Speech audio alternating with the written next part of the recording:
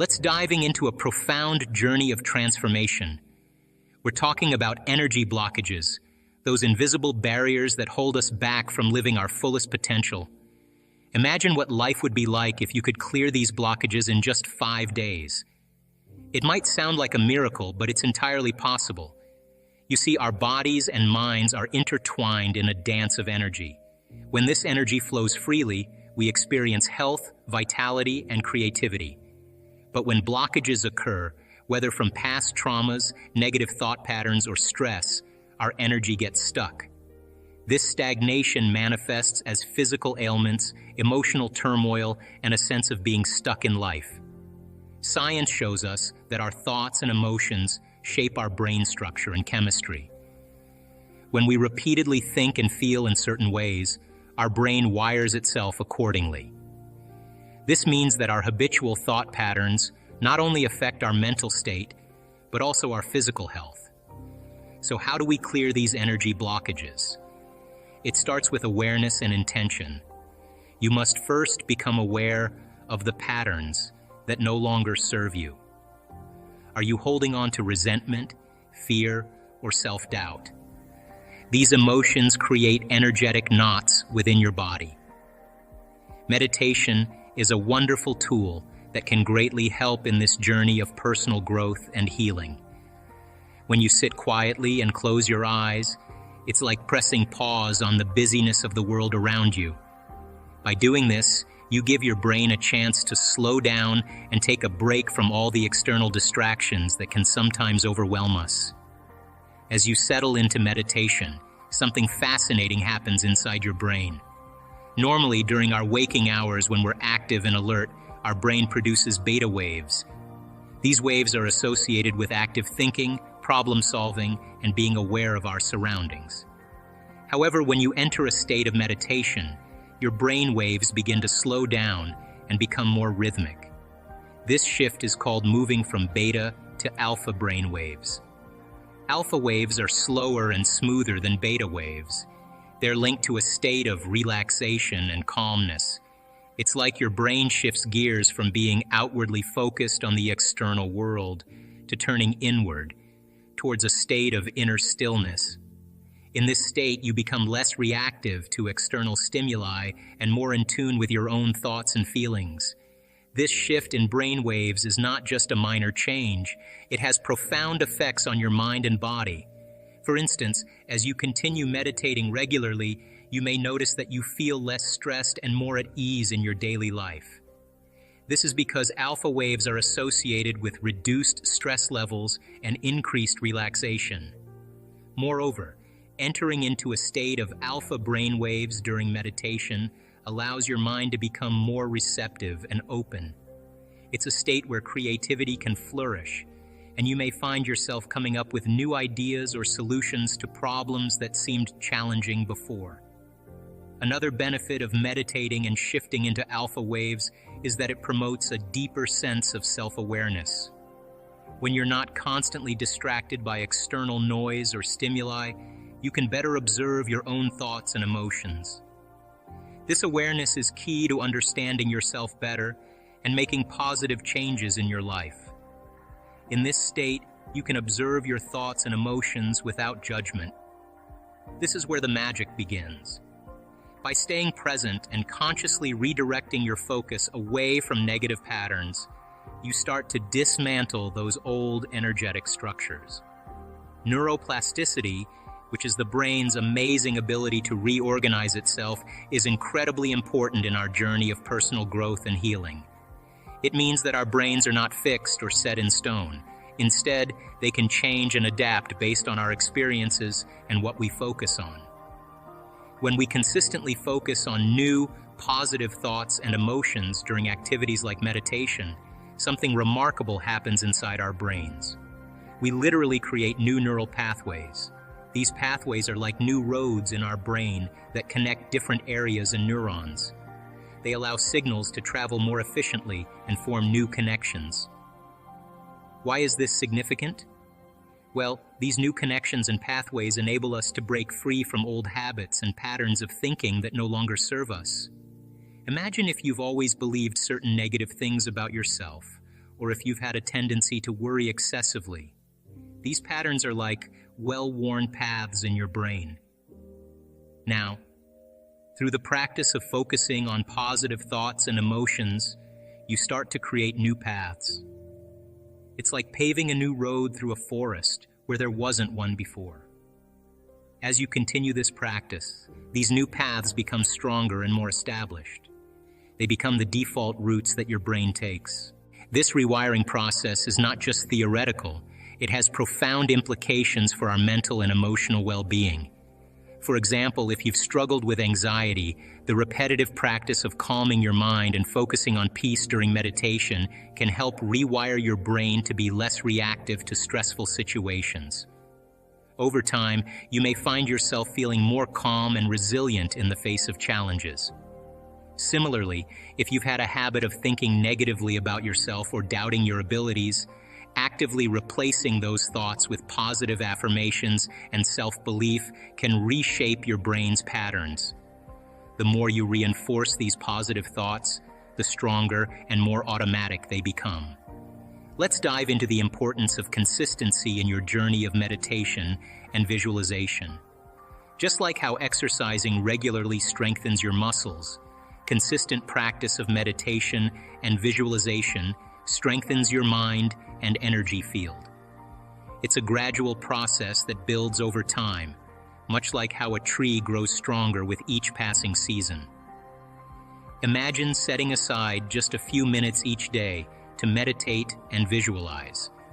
This daily commitment may seem small, but its impact is profound.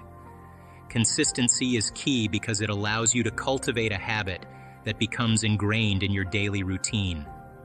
Just as you wouldn't expect to see significant changes in your physical fitness after just one workout, the benefits of meditation and visualization accumulate with each session.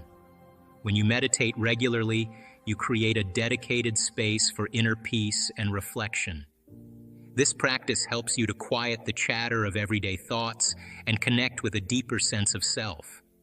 Visualizing your desired state of being adds another layer of intentionality. Whether you're envisioning greater health, success in your career, or improved relationships, visualization allows you to mentally rehearse achieving your goals. The power of consistency lies in its ability to reinforce positive mental patterns. As you continue to meditate and visualize, you strengthen neural pathways associated with relaxation, focus, and goal setting. These new pathways make it easier for your mind to access states of calm and clarity, even during stressful situations. Moreover, consistency breeds familiarity. The more you practice meditation and visualization, the more natural and effortless they become. What may have initially felt like a challenge gradually transforms into a comforting routine. This familiarity creates a sense of stability and continuity in your daily life, grounding you amidst life's ups and downs. Another benefit of consistent practice is its cumulative effect on your overall well-being. Just as drops of water gradually fill a bucket, each meditation session and visualization exercise contributes to your mental and emotional reservoir. Over time, you may notice that you feel more centered, resilient, and optimistic about the future. Consistency also nurtures discipline and commitment. When you make a daily commitment to meditate and visualize, you're honoring your own well-being and personal growth. This act of self-care sends a powerful message to yourself that you value your mental and emotional health enough to prioritize it every day. Day by day, you're not only clearing energy blockages, but also installing a new energetic blueprint for your life. Your body begins to align with your mind's vision of health, happiness, and abundance. I've seen countless individuals break free from chronic pain, anxiety, and limiting beliefs through these practices. It's not magic, it's the power of your mind and the science of neuroplasticity in action. Beyond meditation and visualization, cultivating self-love is absolutely crucial. It's more than just a good feeling about yourself. It's about creating a deep and nurturing relationship with your own being. When you genuinely love and accept yourself, regardless of your flaws or past mistakes, something profound happens within you. Imagine your heart as a garden. Self-love is like the fertile soil that allows flowers of healing and transformation to bloom. Without this fertile ground, even the most diligent efforts in meditation and visualization may struggle to take root and grow. Self-love provides the nourishment needed for these practices to flourish. Why is self-love so powerful? It starts with acceptance. When you accept yourself as you are, with all your imperfections and strengths, you release the inner tension and resistance that can block your growth. This acceptance doesn't mean complacency or stagnation, rather it's a starting point for positive change. Self-love is also about forgiveness. It's about forgiving yourself for past mistakes and letting go of self-criticism. When you hold on to guilt or shame, it weighs heavily on your spirit and can manifest as physical or emotional pain. By forgiving yourself, you free up energy that can be directed towards healing and growth. Another aspect of self-love is self-care. It means treating yourself with kindness and compassion. Just as you would nurture a cherished friend or loved one, you deserve the same care and tenderness. This includes taking care of your physical health, setting boundaries to protect your well-being, and engaging in activities that bring you joy. Self-love also involves recognizing your own worth. You are inherently valuable and deserving of love simply because you exist. When you internalize this truth, you no longer seek validation or approval from others to feel worthy. Instead, you cultivate a deep sense of self-worth that serves as a stable foundation for your life. In the context of healing and transformation, self-love plays a pivotal role. It creates a safe inner space where you can explore and address the deeper layers of your psyche. Many emotional wounds and limiting beliefs stem from a lack of self-love. When you begin to love and accept yourself, you naturally begin to heal these wounds. Moreover, self-love enhances resilience. Life inevitably brings challenges and setbacks, but when you love yourself, you develop the inner strength to face difficulties with courage and grace. You bounce back from adversity more quickly because your self-worth isn't tied to external circumstances. Practicing self-love also cultivates authenticity. When you accept and love yourself, you become more genuine in your interactions with others. You no longer feel the need to pretend or hide behind masks. This authenticity fosters deeper connections and enriches your relationships as people are drawn to your genuine spirit. Moreover, quantum physics offers us a fascinating perspective on our interconnectedness through what is known as the unified field of consciousness. This concept suggests that at a fundamental level, everything in the universe, including ourselves, is interconnected and interdependent. Imagine this interconnectedness like a vast web where every action, thought, and emotion creates ripples that affect the whole. When we talk about clearing energy blockages, we're referring to releasing stagnant or negative energy that may be trapped within our physical, emotional, or energetic bodies. These blockages can manifest as physical discomfort, emotional imbalance, or mental fog. By clearing these blockages through practices like meditation, energy healing, or intentional self-care, we allow the natural flow of energy to resume. Now here's where it gets really interesting. As you clear your own energy blockages and align yourself with higher vibrations of peace, love, and compassion, you're not only benefiting yourself, but also contributing to the collective consciousness of humanity. This collective consciousness is like a shared pool of thoughts, emotions, and energies that we all tap into and contribute to, whether consciously or unconsciously. Imagine each person as a drop of water in a vast ocean. When you clear your own energy blockages, it's like your drop of water becomes clearer and purer. This clarity doesn't just stay within your drop, it ripples outwards, affecting the surrounding water. In the same way, Your personal transformation sends out positive ripples into the collective consciousness. These ripples can have profound effects on the world around you. When you cultivate inner peace, you may notice that you're more patient and compassionate towards others. Your relationships may become more harmonious, and you may find yourself naturally attracting positive opportunities and experiences into your life. Moreover, scientific studies have shown that collective consciousness can influence social trends, global events, and even the environment. For example, when a critical mass of people focuses their intentions on peace or healing, measurable changes have been observed in crime rates, conflict resolution, and environmental conditions. This phenomenon is sometimes referred to as the 100th monkey effect, where a new behavior or idea spreads rapidly among a group once a critical number of individuals adopt it.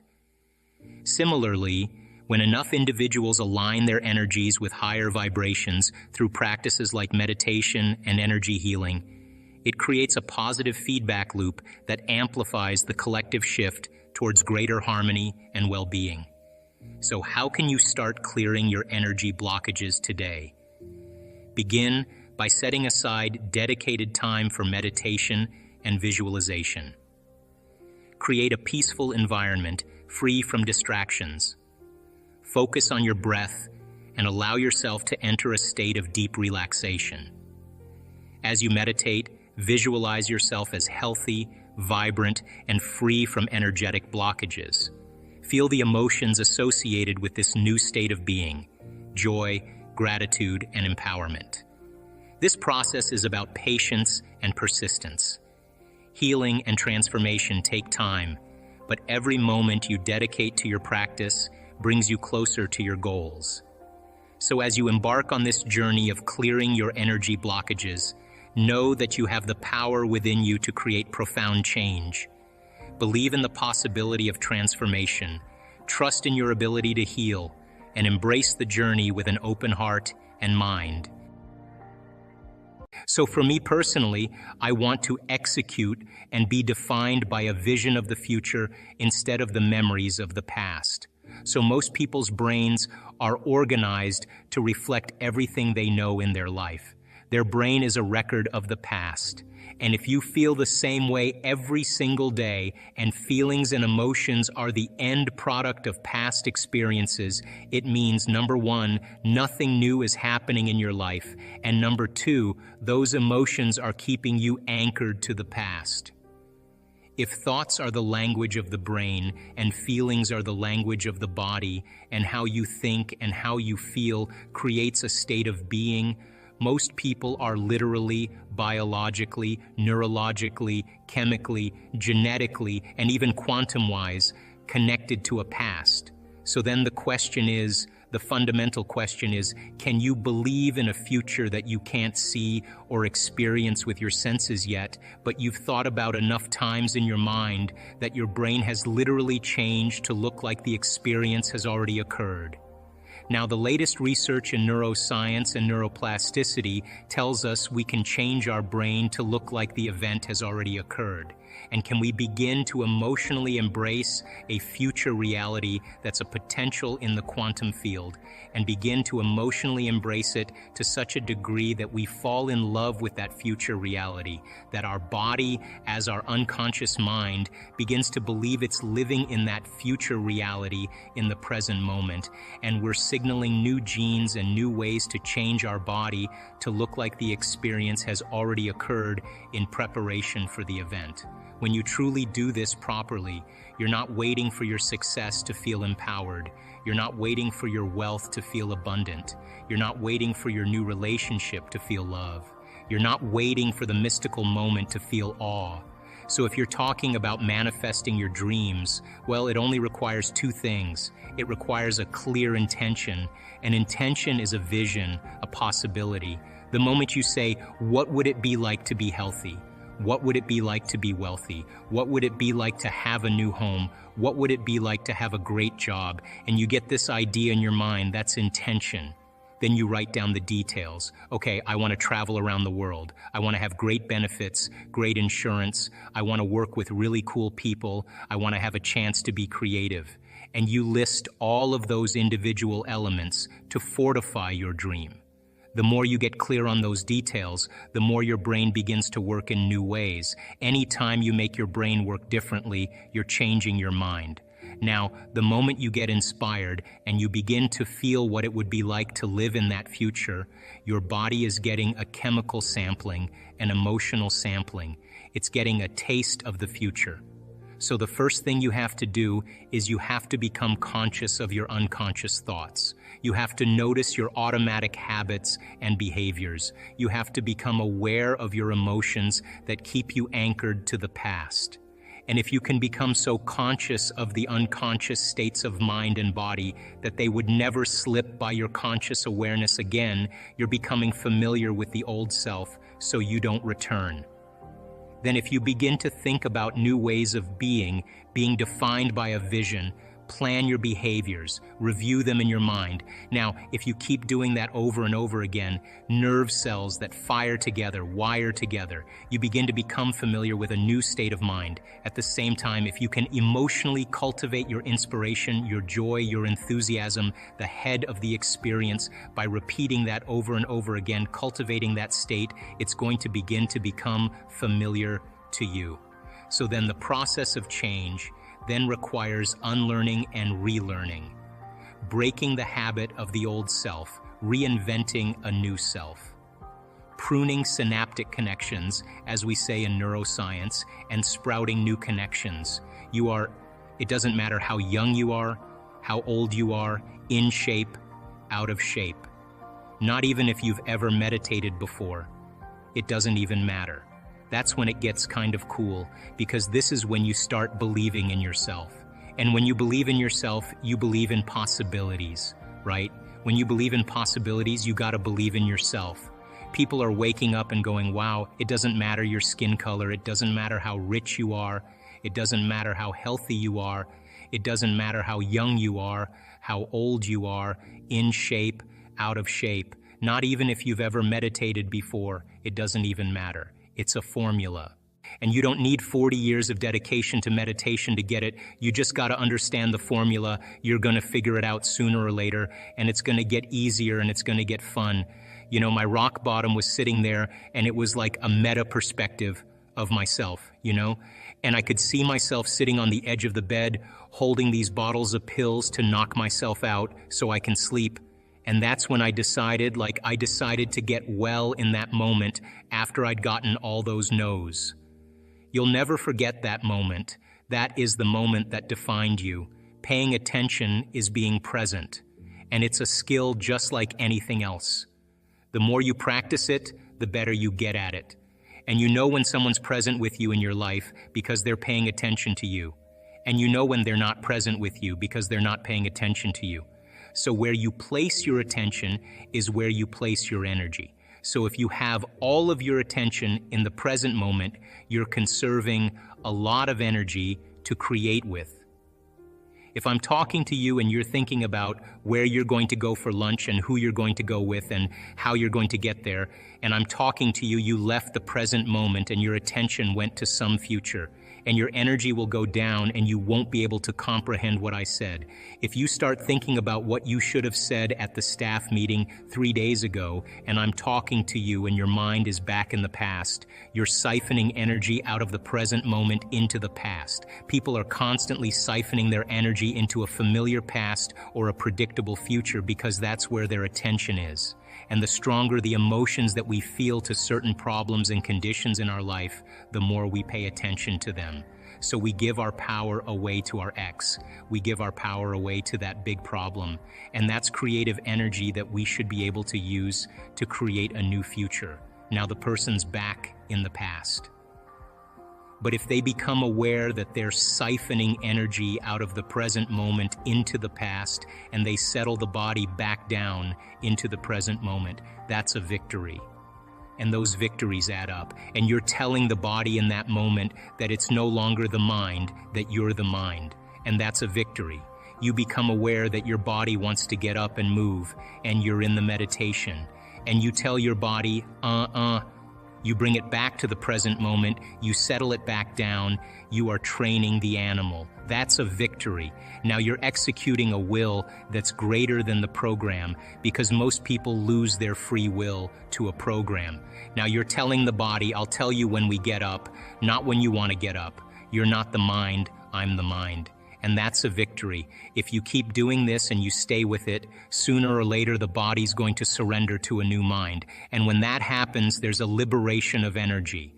The body is freed from those habituations and those emotions. The body's going from particle to wave, from matter to energy. And all of a sudden, you're dialing down the anger. You're dialing down the vigilance. And the body now is being conditioned to a new mind. That is the present moment. And when you're in that present moment, something really amazing happens. You forget about you.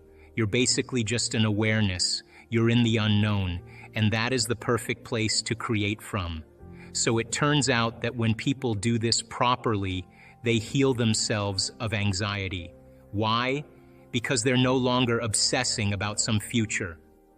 When they find the present moment, they heal from their depression because they're not hopeless and powerless in their past. The body's conditioned now. People put stones over their energy centers thinking that's going to heal them. I'm sorry, but I think you put your attention there. I'd do a better job. But it's the placebo, But are those energy centers, the first 3 energy centers, bad? No, they're not bad at all. Those 3 centers are centers of survival, and if you're going to cause a species to exist into perpetuity, you make procreation really pleasurable so that you do it.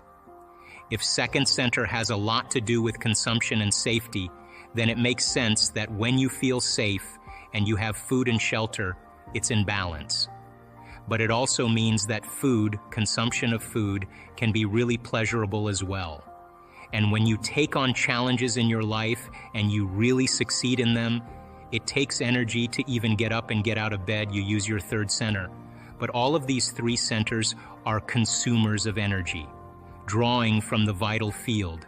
It's an expenditure of the life force in the body. And these centers can easily be in balance because most organisms in nature, if you study species in nature, they have a respect for mating, the timing of mating. They have a way that they don't overconsume. They're in balance. They're not swinging from don't eat anything to then overeat. Don't abstain from sex and then, it's not the polarity of that. It's the polarity swings, and then as we get up to the center, it swings less. And this 3rd center is really the ceiling of the ego. That's power. And Tolkien's books about, if you think your thoughts affect your life and you have the same thoughts every day, you're likely repeating yesterday's thoughts. Most people do. If you don't wake up each day with a vision of your future, you're probably living by the memories of your past. This means your life will be predictable and stuck in the same patterns. Would you agree?